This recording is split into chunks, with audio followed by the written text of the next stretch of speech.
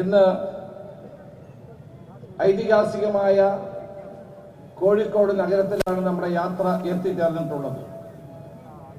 ഈ പൊതുയുഗ യാത്ര കേരളത്തിന്റെ ചരിത്രത്തിൽ ഒരു പുതിയ അധ്യായം എഴുതി ചേർത്ത് കഴിഞ്ഞിരിക്കുകയാണ്. കാസർഗോഡ് നിന്ന് ആരംഭിച്ച ഈ യാത്ര ഇന്ന് കോഴിക്കോട് നഗരത്തിൽ എത്തിച്ചേരുമ്പോൾ ആയിരക്കണക്കിന്, പതിനായിരക്കണക്കിന്, ലക്ഷക്കണക്കിന് ആളുകൾ പ്രതീക്ഷയോടുകൂടിയാണ് ഈ യാത്രയെ വഴിനീളെ സ്വീകരിച്ചത് എന്നത് നമ്മൾ കണ്ട കാര്യമാണ്. കഴിഞ്ഞ 10 വർഷത്തെ ഇടതു മുന്നണിയുടെ ഭരണം കേരളത്തിന്റെ ജനജീവിതത്തെ എത്രമാത്രം ദുസ്സഹമാക്കി എന്നുള്ളതിന്റെ പ്രത്യക്ഷ ഉദാഹരണമാണ് ഈ യാത്രയ്ക്ക് ലഭിക്കുന്ന വൻപിച്ച ജനപിന്തുണ. ഈ യാത്ര തിരുവനന്തപുരത്ത് എത്തിക്കഴിഞ്ഞാൽ ഇടതുപക്ഷ ജനാധിപത്യ മുന്നണിയുടെ 10 വർഷക്കാലത്തെ ഭരണത്തിന് അന്ത്യം കുറിക്കുമെന്ന കാര്യത്തിൽ ഒരു തർക്കവും വേണ്ട എന്ന് പറയാൻ ഞാൻ ആഗ്രഹിക്കുന്നു. ജനങ്ങൾ ഈ സർക്കാരിനെ മടുത്തിരിക്കുന്നു. കഴിഞ്ഞ പാർലമെന്റ് തെരഞ്ഞെടുപ്പിൽ ഉജ്ജ്വലമായ വിജയമാണ് UDF നേടിയത്. ചേലക്കര ഒഴിച്ചുള്ള എല്ലാ ഉപതെരഞ്ഞെടുപ്പുകളിലും UDF നേടിയത് ഉജ്ജ്വലമായ വിജയം തന്നെയായിരുന്നു. എല്ലാ ഉപതെരഞ്ഞെടുപ്പുകളിലും നമ്മൾക്കുണ്ടായ വൻപിച്ച വിജയം ജനവികാരത്തിന്റെ വേലിയേറ്റമായിരുന്നു. പഞ്ചായത്ത് തെരഞ്ഞെടുപ്പ് വന്നപ്പോൾ എല്ലാവരും, പ്രത്യേകിച്ച് ഇടതുപക്ഷക്കാർ ഉയർന്ന ശബ്ദത്തിൽ പറഞ്ഞത് ഞങ്ങൾ പഞ്ചായത്ത് തെരഞ്ഞെടുപ്പ് തൂത്തുവാരുമെന്നാണ്. 2010 ഞാൻ KPCC പ്രസിഡന്റ് ആയിരുന്നപ്പോഴുണ്ടായ അതേ വിജയം, അതിനേക്കാൾ ഒരുപടി മുന്നിൽ ഈ പഞ്ചായത്ത് തെരഞ്ഞെടുപ്പിൽ നമുക്ക് വൻപിച്ച മുന്നേറ്റം നേടി വിജയിക്കാൻ കഴിഞ്ഞു. ഇനിയും വരാൻ പോകുന്നത് നമ്മുടെ നിയമസഭാ തെരഞ്ഞെടുപ്പാണ്. അടിക്കടി UDF ജനങ്ങൾ നൽകുന്ന ഈ പിന്തുണ തെളിയിക്കുന്നത് ഇടതുപക്ഷ മുന്നണിയുടെ ഭരണത്തിന് അവസാനം കുറിക്കേണ്ടിയിരിക്കുന്നു എന്നുള്ളതാണ്.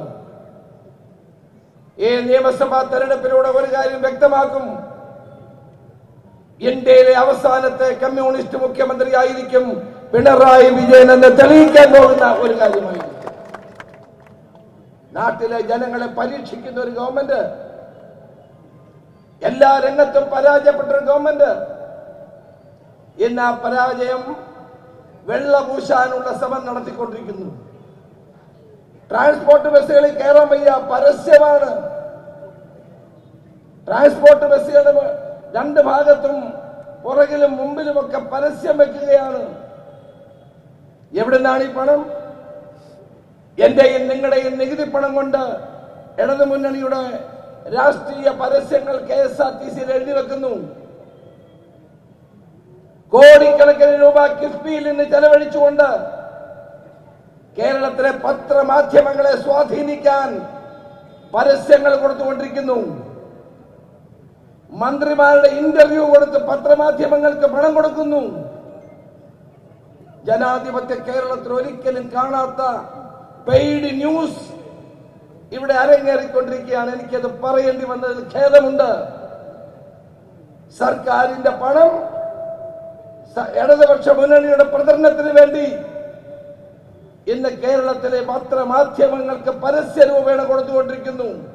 ഒരു കാര്യം ഞാൻ പറയാൻ ആഗ്രഹിക്കുന്നു: ഇത് അഴിമതിയാണ്. UDF ഗവൺമെന്റ് അധികാരത്തിൽ വന്നാൽ ഇതുപോലെ ക്രമം വിട്ട് അഴിമതി നടത്തുന്ന ഉദ്യോഗസ്ഥന്മാർ അഴിയെണ്ണേണ്ടി വരുമെന്ന് പറയാൻ ഞാൻ ആഗ്രഹിക്കുകയാണ്. നിങ്ങൾക്ക് എന്ത് മര്യാദയാണ്?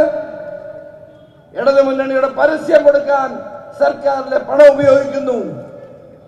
ഞങ്ങളുടെ കയ്യിൽ മുഴുവൻ കണക്കുമുണ്ട്. വരും ദിവസങ്ങളിൽ ഞങ്ങൾ പ്രസിദ്ധീകരിക്കും. കിഫ്ബിയുടെ പണം ഉപയോഗിച്ചുകൊണ്ട് കോടിക്കണക്കിന് രൂപ പരസ്യങ്ങൾക്ക് വേണ്ടി ചെലവഴിക്കുന്നു. തകർന്ന തരിപ്പണമായ ഒരു സർക്കാരിന് മുഖം മിനുക്കാൻ നിങ്ങൾ കോടികൾ ചെലവഴിക്കുകയാണ്. ജനങ്ങളുടെ പണം ചെലവഴിക്കുകയാണ്. NSSന്റെ വാളണ്ടിയേഴ്സിനെ, കോളേജിലെ വാളണ്ടിയേഴ്സിനെ ഉപയോഗിച്ച് സർവേ നടത്തുന്നു. അധികാര ദുർവിനിയോഗമാണ് കേരളത്തിൽ നടക്കുന്നത്. ഈ അധികാര ദുർവിനിയോഗത്തെ നമുക്ക് ചെറുക്കേണ്ടിയിരിക്കുന്നു. കേരളത്തിൽ ഭരണമില്ലാത്ത അവസ്ഥ, കേരളത്തിന്റെ മുഖ്യമന്ത്രി മന്ത്രിമാരും ഇന്ന് ജനങ്ങളെ വിഡ്ഢികളാക്കിക്കൊണ്ടിരിക്കുന്നു. ഒരു മഹാരാജാവും രാജാവിന്റെ സദസ്സിലെ വിദൂഷകരെയുമാണ് മന്ത്രിസഭ എന്ന നിലയിൽ നമുക്ക് കാണാൻ കഴിയുന്നത്.